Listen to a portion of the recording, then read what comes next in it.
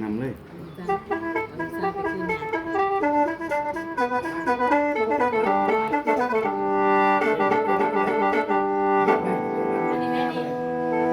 อยู่น้ำกันมาโดน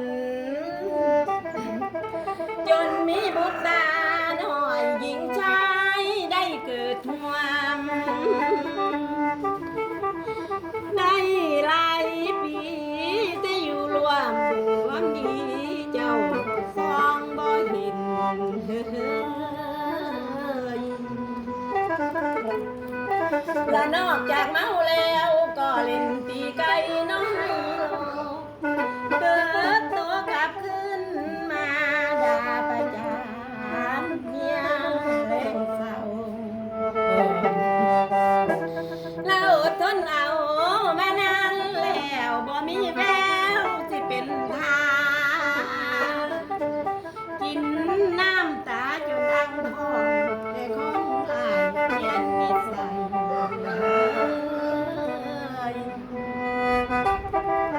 และเจ้าก็เปลี่ยนเนาะบ่ได้นิสัยเก่าสันดานเดิมเติมแต่ความนอผิดหวังบ่สร้างสรรค์อันแนวใดและทรัพย์สินเคยมีไว้เจ้าผ่านไปบ่ได้โจ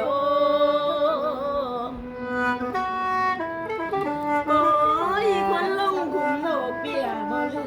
อไว้แต่เมตตาและเมื่อนี้เด้อตัวของฉันขอประกาศต่อหน้าผู้กับยาทั้งอาวอาป้าและลุงก็คือกันอย่าว่าฉันมันใจร้ายแล้วเอาขึ้นไปลูกชายเจ้า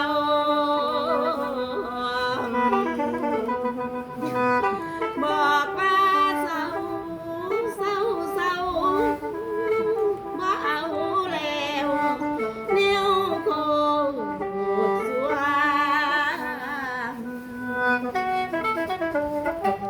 โอ้ยขอโทษเด้อคุณยาลูกนี่ด่าเสียทางหัวบ่ได้รู้ว่าไปหอดเงานั้นบ่พอเจ้าไว้ที่สิลุงเด้อและอยู่กันไปและคงบ่มีมือนับมือเติมแต่ความจนอดสาทนมาหลายปีบ่ดีก็มีละมือนี้หนอทั้งไผตัดสินใจสิคืนยามโอ้ยมือนี้แม่นจังใดก็ต้องป่ายากันให้เรียบร้อยอย่าคอยได้พบกันน้องและลูกสองคนว่านั่นฉันสิลำเล่เหลียวพ่อคนเดียวแม่คนเดียวเลี้ยงลูกทั้งหญิงชายคงบ่ตายบ่มีจำ